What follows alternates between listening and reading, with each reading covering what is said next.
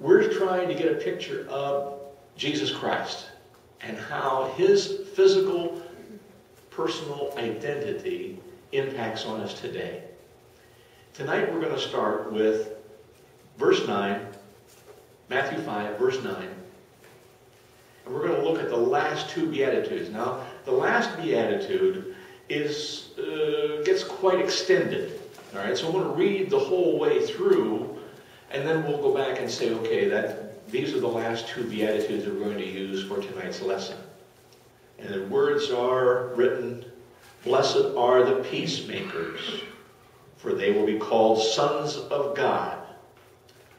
And then number 8 would be, "Blessed are those who are persecuted because of righteousness, for theirs is the kingdom of heaven." And then to continue that one, "Blessed are you when people insult you, persecute you, and falsely say all kinds of evil against you because of me. Rejoice and be glad, because great is your reward in heaven. For in the same way they persecuted the prophets who were before you." Okay? There's where we start, and we need to kind of get a picture of what it means to be a peacemaker. Now, it's difficult in a time when everything is very, very emotionally charged. We were talking a little bit just as we were getting settled here this evening about the very intense emotions that everybody seems to have right now, especially as it relates to what's going on in our nation, the country, and the signing that took place yesterday. And, how's this all going to work out? It's difficult to be a peacemaker in these kinds of days, because being a peacemaker is hard work, and it's risky. Okay? We can be peace hopers, which means we'll hope it all works out some way, and we hope it's all peaceful. Or we can be peace builders. And I think what we need to realize is, when Jesus was talking about this to his disciples, he was trying to get them to be peace builders. How do you build peace into a very, very broken up world? Okay? The idea that I would like to present to you tonight is the best way to make peace in a broken world is to move from your home into enemy territory and start to be neighbors with people that you're at war with. You say, well, how does that make peace? Well, part of the problem that we have is that we live in a world where there's lots of walls of hostility built up between people. I'm using a very specific word here.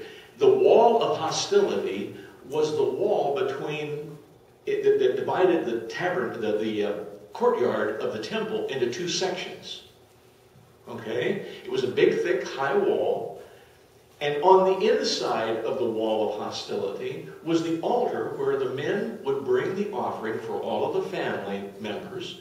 And they would walk into the area where the priest would offer the sacrifices, where the altar was. And they would bring the offerings in. And the priest would sacrifice the offering, lift it up for acceptance from God, and then would put the lamb or whatever they were offering on the altar. Okay?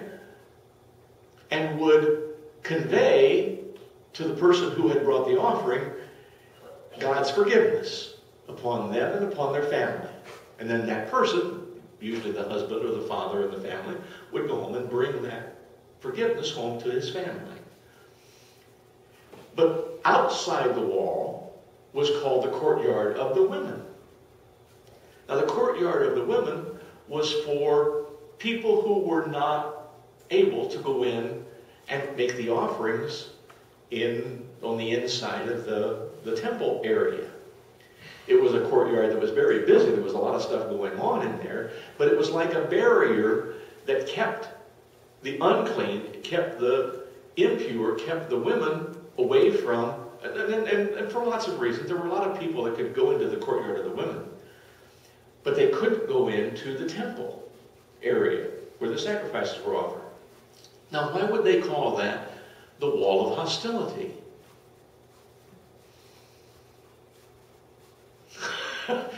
It was a dividing wall.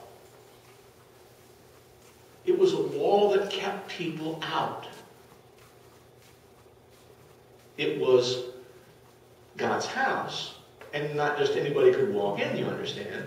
And so it made sense that there was a wall around God's house and a guard at the door to make sure that you were worthy to get in there. But it divided the people. And we have all kinds of walls of hostility that divide us into groups that we call us, and then the other groups over there that are called them. And we have walls of hostility that will always seemingly getting in the way of a free flow of grace and peace. And there's agitation. There's always something stirring when there's a DMZ. You know what I'm talking about with Korea? The North Koreans are on one side of all the fences, and they've got this boundary line between the two, this no man's land. And you can even get shot if you're going over there to just chop down some trees so that you can see over the brush and things. And so they have to actually work out a cooperative way so that people from the north and people from the south can go in and trim the bushes and the trees so that they can see over the top and keep lookout on each other. That's called a demilitarized zone. Well, that's not very well named because they got a lot of militarized on both sides. Okay? And there's a lot of hostility on the side of those DMZ lines. Our world is filled with them. Let me just give you a quick description. I'm going to turn to John, the 4th chapter. Show you the demarcation lines here. John, the 4th chapter. I'm going to start with verse 3. When the Lord learned of this, he left Judea and went back once more to Galilee. Verse 4. Now he had to go through Samaria. So he came to a town in Samaria called Sychar, near the plot of ground Jacob had given to his son Joseph. Jacob's well was there, and Jesus was tired. He was from his journey. He sat down by the well, and it was about the 6th hour. When a Samaritan woman came to draw water, Jesus said to her, "Will you give me a drink?" His disciples had gone into the town to buy food. The Samaritan woman said to him, "You are a Jew, and I am a Samaritan woman. How can you ask me for a drink?" For Jews did not associate with Samaritans. Jesus answered her, "If you knew the gift of God and who it is that asks you for a drink, you would have asked him, and he would have given you living water." "Sir," said the woman, "you have nothing to draw with, and the well is deep. Where can you get this living water? Are you greater than our father Jacob, who gave us this well and drank from it himself, as did his sons and his flocks and their herds?" And Jesus answered, "Everyone who drinks this water will be thirsty again. But whoever drinks the water I give him will never thirst. Indeed, the water I give him will become like a spring of water welling up to eternal life." The woman said to him, "Sir, give me this water so I won't get thirsty and have to keep coming out here to draw water." And he told her, "Go and call your husband and come back." "I have no husband," she replied. Jesus said to her, "You are right when you say you have no husband. The fact is, you had 5 husbands, and the man you are now with is not your husband. What you have said is quite true." "Sir," the woman said, "I can see that you are a prophet. Our fathers worshipped on this mountain, but you Jews claim that the place where we must worship is in Jerusalem." Jesus declared, "Believe me, woman, a time is coming when you shall worship the Father neither on this mountain nor in Jerusalem. You Samaritans worship what you do not know. We worship what we do know, for salvation is from the Jews. Yet a time is coming, and now has come, when the true worshipers will worship the Father in spirit and in truth, And they are the kind of worshipers the Father is seeking. God is spirit, and his worshipers must worship in spirit and in truth. The woman said, I know the Messiah, called the Christ, is coming. When he comes, he will explain everything to us. Then Jesus declared, I, who speak to you, am he. Now, we're drawing a quick picture, because sometimes you don't get the picture in your mind like you might if you were actually sitting there. If you sat at Jacob's well, where I sat, back a number of years ago, it sets in the bottom of a valley that's almost like a V shape, right down to the bottom edge of both mountains that just spring up. Right, just goes almost vertical, straight from there. Okay? It's a deep, deep well. They took a little dribble of something and they dropped it in the well, and it was several seconds before it hit the surface of the water. It's a very, very, very deep well. And it takes a long, strong rope to get down into the bottom of it to draw the water out, because it is cold down there and it is clear. It's beautiful. It tastes so wonderful. We got to get to that, because it wasn't in town. It was outside of the community. They had to walk a long ways to get to the well. It was not easy. And the mountains had a tradition. All right? One side of the valley was Mount Ebal. And it's nothing but a big, gigantic granite rock. Nothing grows on it. Nothing can get its roots into the stone, and so it just sits there like this big balloon of stone, a big granite blob sitting right there on the side of the valley. On the other side is Mount Garrison. Now, Mount Garrison is the most luscious, wooded, cool, comfortable place to walk. I mean, it's a sheer mountain. It's just like Ebal on one side, but Garrison is on the other side, and it's completely tree covered, and it's just cool and shaded. It's a wonderful place to hang out. What they used those mountains for in the Old Testament times is they had the tabernacle set up here before the temple was built in Jerusalem. And they would call the people of Israel together, and half the tribes would be assigned to sit over on the side of Mount Ebal, and one half of the tribes were called, and they stood over on Garrison.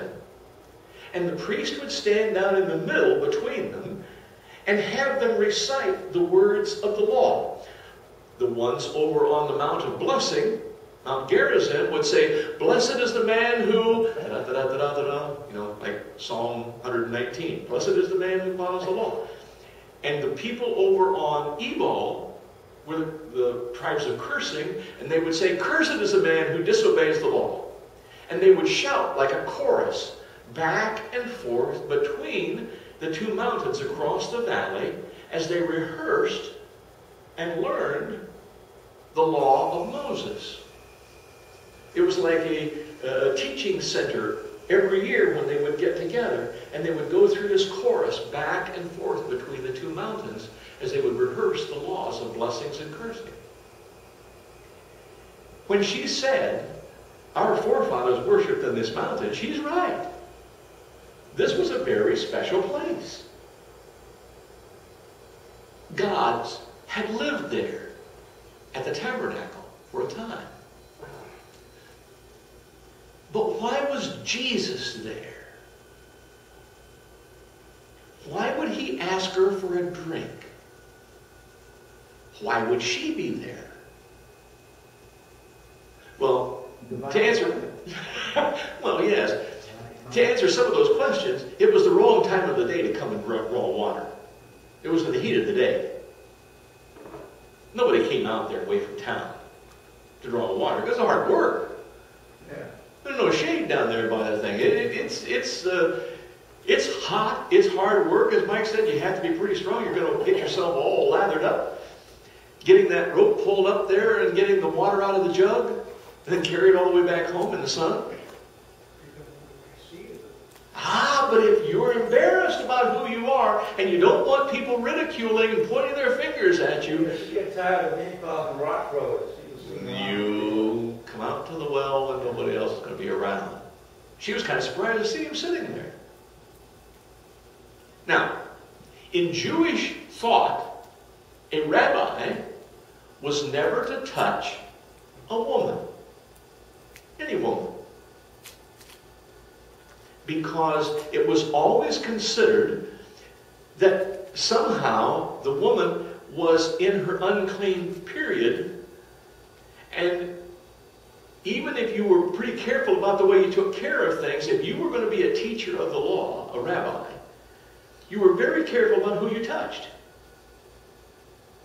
And you could touch men, by and large, pretty much without any restrictions, but you were not allowed to receive anything, touch anything, that had just been touched by a woman. You understand how strict that is? Yeah. Oh, do you understand? Well, When Jesus told his disciples to go into the city and prepare for their Last Supper, we're getting close to that time. He told them to look for a man carrying a water jar. Now, is that weird or what? Well, that was woman's work. Why would a man be carrying a jug of water? But in the priestly family, they were getting ready for Passover. They didn't want to accept a cup of water that had been handled by even their beloved one, because it might be that they would be found unclean and they couldn't follow the Passover ceremony. They would be unfit to serve at the Passover.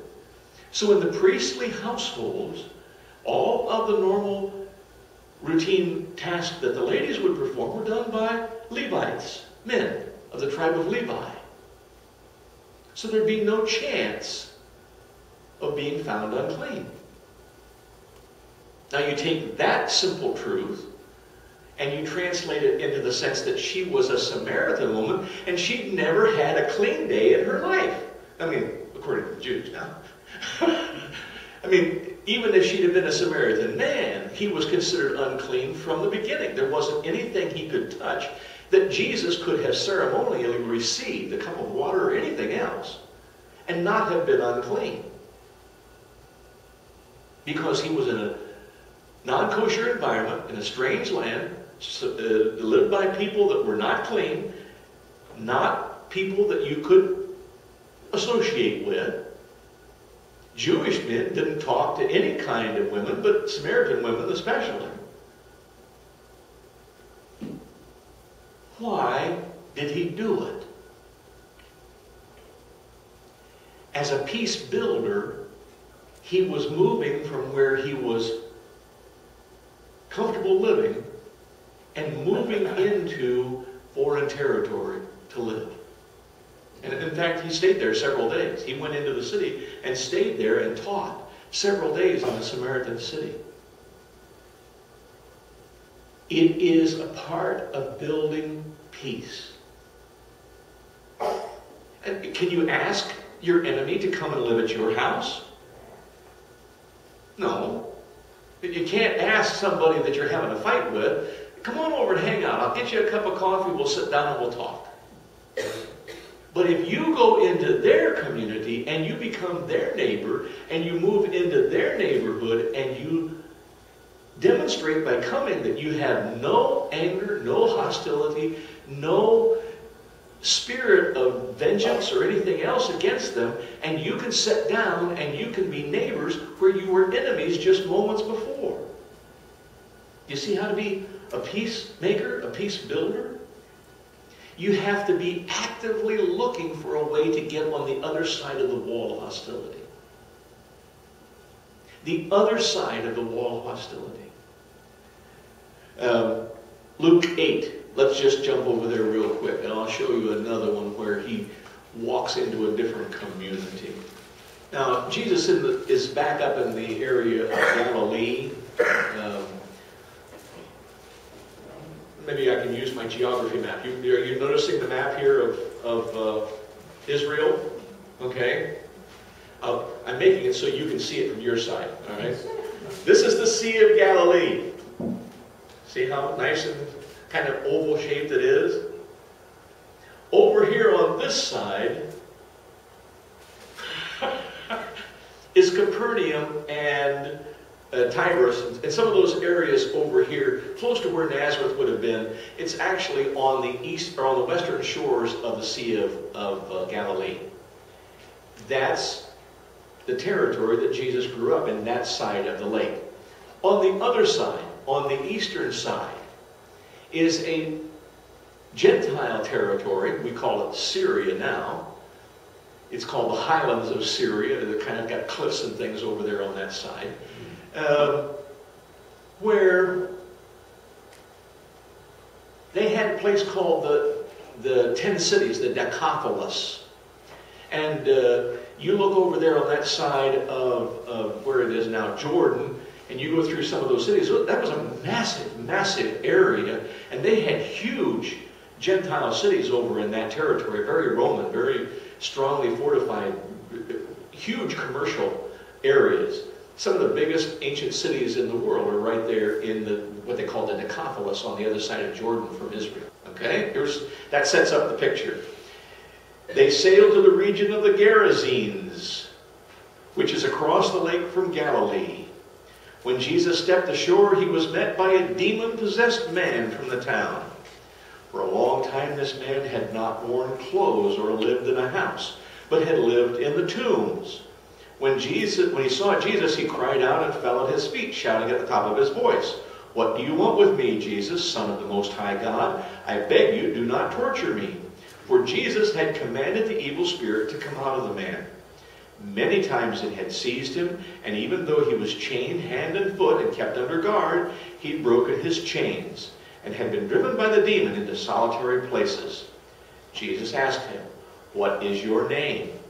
"Legion," he replied, because many demons had gone into him. And they begged him repeatedly not to order them to go into the abyss. A large herd of pigs was feeding there on the hillside.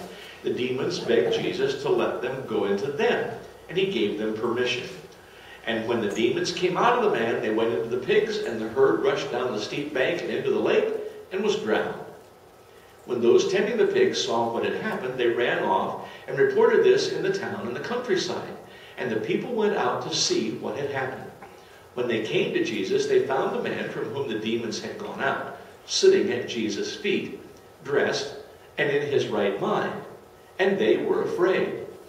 Those who had seen it told the people how the demon-possessed man had been cured. Then all the people of the region of the Garrisons asked Jesus to leave them, because they were overcome with fear.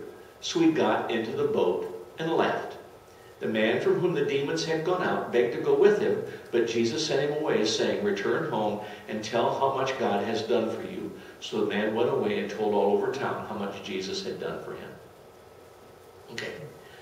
Why did Jesus go to the Garrisons? There were no Jews over there to teach. Why would he put up with, having a crazy guy along the shore is a great barrier. It's like having a gigantic fence. Nobody's going to go over there because there's a crazy guy just lives on the beach over there, running around without clothes on, shouting and hollering, carrying on, and he could be dangerous.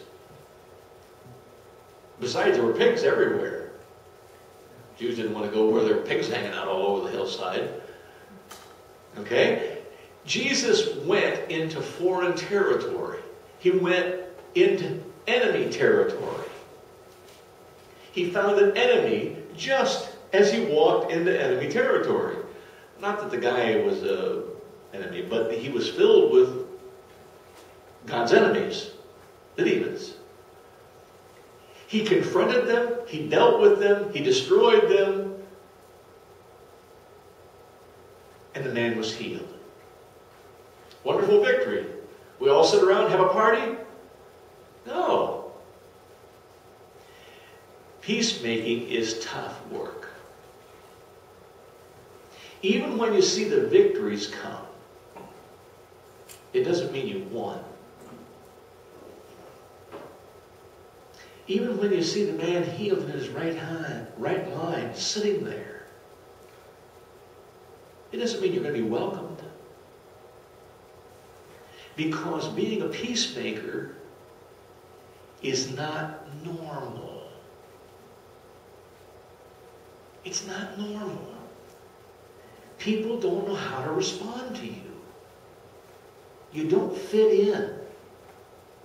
You're a strange person. They're afraid of you. They don't know what it means. Most of the time, if you're a peacemaker, all you do is make trouble. That sounds like a contradiction in terms, doesn't it? If you're a peace builder, you're a troublemaker. Why don't you just leave everything as it is? Why do you go messing up the status quo? Why do you go healing people that are crazy? Why do you go into the Samaritan territory and teach them about God's plan? Why do you heal people that are unthinkably dirty and condemned to death, condemned to God's wrath? Why do you touch people that are unclean? Why do you do that, Jesus?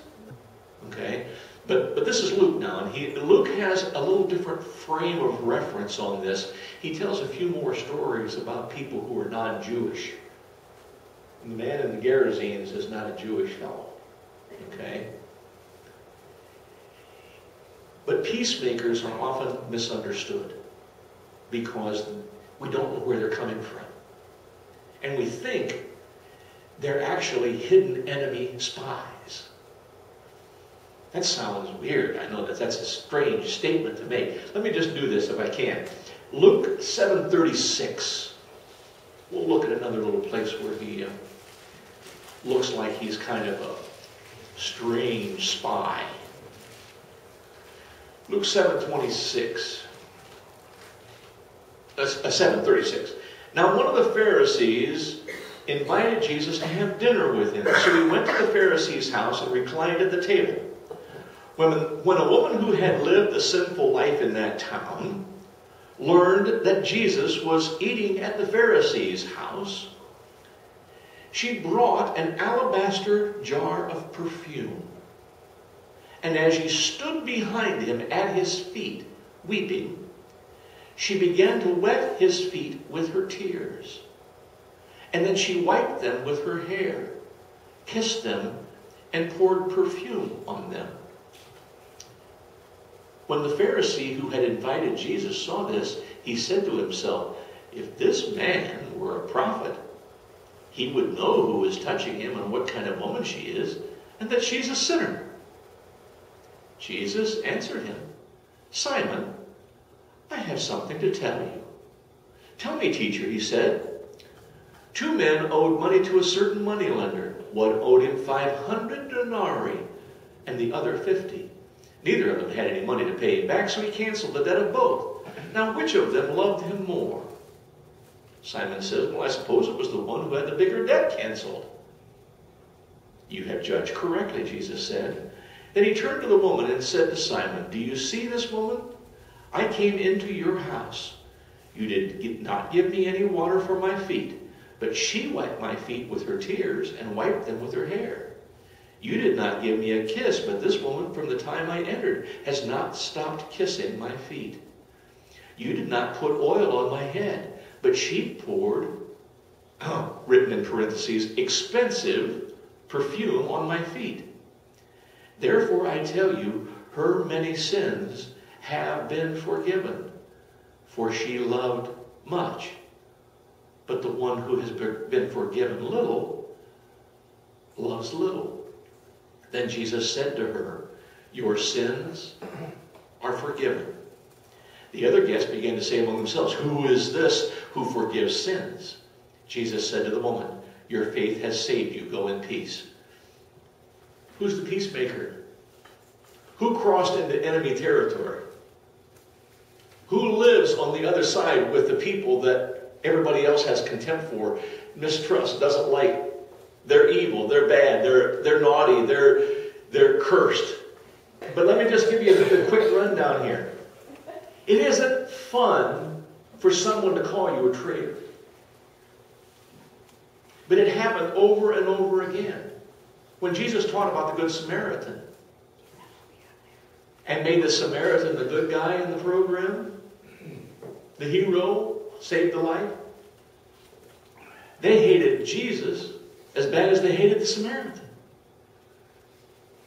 You see, it really is difficult to be a peacemaker in a world that is at war. Because the war only knows one way to do it.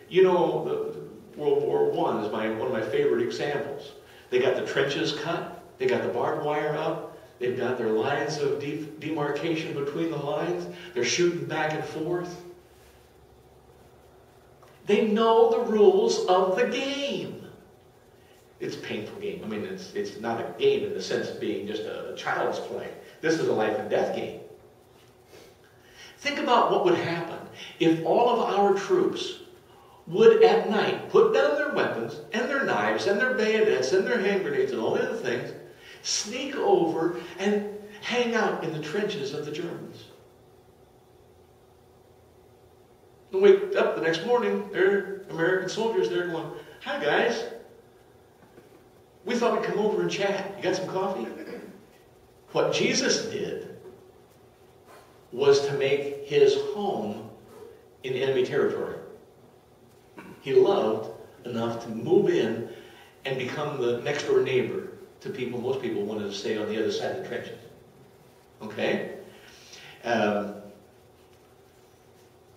I guess what I'm trying to do is get to the point where you realize that blessed are those who are persecuted for righteousness' sake is connected to being a peacemaker. The reason why the persecution comes is nobody's really sure who you're loyal to. Just one story, and I could go into more, but one single story. When I was in Michigan, the church I was taking care of was a little tiny church, and there were no other congregations of that denomination anywhere around, and they could no longer survive. So I went to a congregation called the Anderson Church of God, and we were very, very close with many of their members, and we'd shared Bible school back and forth, and we'd worked together jointly on several projects. And the Anderson Church of God and the General Conference Church of God had been fairly close.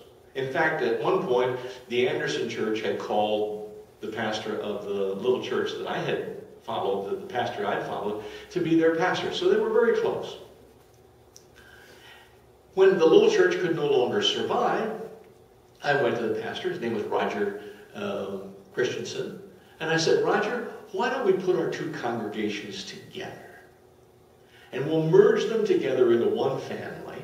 They get along well anyway. We believe the same things. We even had Church of God at the end of our names, even though our organizations are different. But I mean, you don't even have to change your stationery, sort of." He said, "I don't think you can do that." I think we can. I think we can do this. And I was right and he was right. Neither organization liked the idea. The people who were, in my group, what you might call my group, thought that I was a traitor for closing one of the churches that they had on their records as a viable congregation. No, they knew it was going to have to close. They knew that it wouldn't stay open. But you took all of our people over there. And all the Anderson people looked at me and went, "Oh, isn't it terrible they brought all those heathens in?"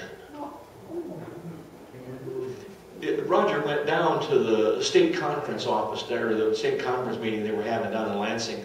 People came up to him hugging. "Oh, Roger, we just feel so bad. That creep came in there. He lives right there with you, with all of his people and all that. Isn't it awful what he's doing. And Roger said, what are you talking about? We're getting along fantastically. The Lord is in this thing. It's working great. I'll tell you what. If you didn't live in Saginaw, you weren't sure about either Roger Christensen or Bob Douglas on that deal. Because you didn't know who they were loyal to. They didn't fit into the pattern. We had done a peacemaking work that protected the lives and the Christian relationship of families in both groups.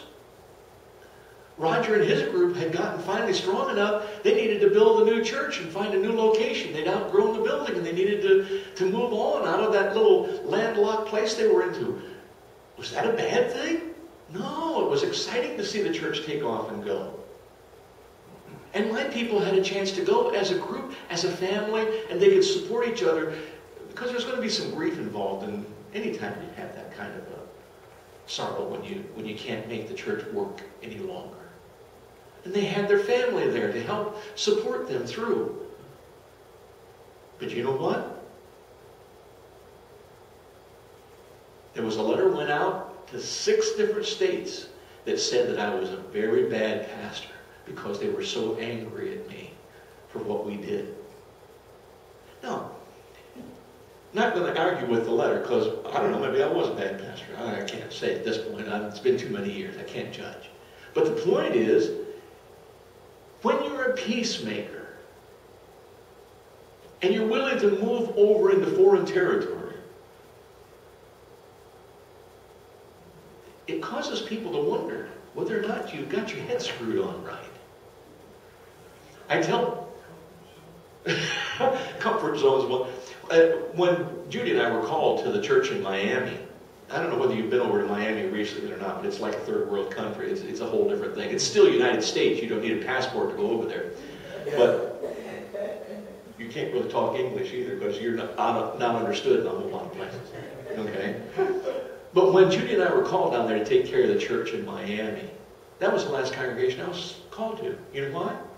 They thought I was crazy. Why would somebody go into foreign territory? Why would someone go down there where there are crooks and criminals of every description and people of all kinds of different races and all kinds of different languages that you can't deal with? Why would you do that? And they wondered whether or not I had proper judgment. Now, I say that because we're laughing about it. But the point is this. When you want to live in such a way that you're bridging the gap between people who don't live quite like you do, if you want to bridge the gap over into people that are really hurting, the people that you're leaving behind question you, and the people you're going into question you, and your motives are always being questioned. But let me just tell you the end of that, because I've got to wrap this up. I've got to bring it to a conclusion. I'm coming in a circle now. But verse 10. He was in the world, and the world was made through him. The world did not recognize him. He came to which was his own, but his own did not receive him. Yet to all who received him, those who believed in his name, he gave them the right to become children of God. Children born not of natural descent, nor of human decision or a husband's will, but born of God. The Word became flesh and made his dwelling among us. We have seen his glory, the glory of the one and only, who came from the Father, full of grace and truth. Now, the reason why I use that as the closing statement, he, as the great peace builder, left his home where he could easily have stayed in glory and not had all the accusations. And he came into enemy territory. We are separated from God. We are enemies of God. We are not judged to have a relationship with God, especially those of us who grew up Gentile. Any Jews in the group?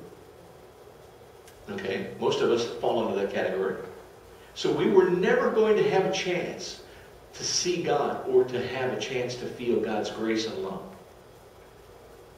Jesus came from heaven where God lived and made his home among us in enemy territory to show us his love. In exactly the way the Beatitudes said it, blessed are the peacemakers, for they will be known as the sons of God. When you actually make the step to build peace with people that are on the other side, you'll be known by your Father's name. They'll see the family resemblance in you. Okay? Jesus became flesh and dwelt for a time in enemy territory among people that he didn't really believe were the enemy. And he wanted to show us his love. And so in one big step, he proves to us how to be peacemakers and willingly accepts being persecuted. Because the people who received him questioned his motives. The people who received him wondered whether or not it was true. The people who were listening to him challenged every word he had to say. They ridiculed him. They harassed him. They demeaned him. They called him demon-possessed. Well, anybody that throws out demons, it just makes sense that you call him demon-possessed. Right? They called him a sinner and cursed by God. They called him a Gentile, a half-breed. We don't even know who this man's father is. They called him everything they could call him. And when none of those things stopped him from trying to live in peace and live in love with us, they killed him. The two are linked together. Blessed are those who are persecuted for my name's sake. Because if you're a peacemaker, it isn't popular. It isn't considered a good thing necessarily. And you can be really, really deeply hated if you're trying to bridge the gap to people. Why do we want to be one with them? And they got rid of the preacher, and they got rid of all the people that came with him. Why? Those are people that are like us. They're not like us. Let them go someplace where their people hang out. Good Church of God people too, by the way. Sorry if that offends them. But you see, it's not usually the people that are surprised by our tenderness and our love and our compassion. They usually accept us. It's too shocking. It's the people we left behind to reach them that are often the biggest problem. Okay? It's the godly people who killed Jesus. And he was trying to make peace with them too, you understand. All you have to do is go to Matthew 23:13 and following. And he said to them, woe to you, scribes and Pharisees. You don't have the heart of God. Woe to you, scribes and Pharisees. You are separated from God, and you don't even realize it. Woe to you, scribes and Pharisees. You think you've got it all together, but you don't. He was trying to make peace with them too. But sometimes when you're a peacemaker, it comes across as being a troublemaker.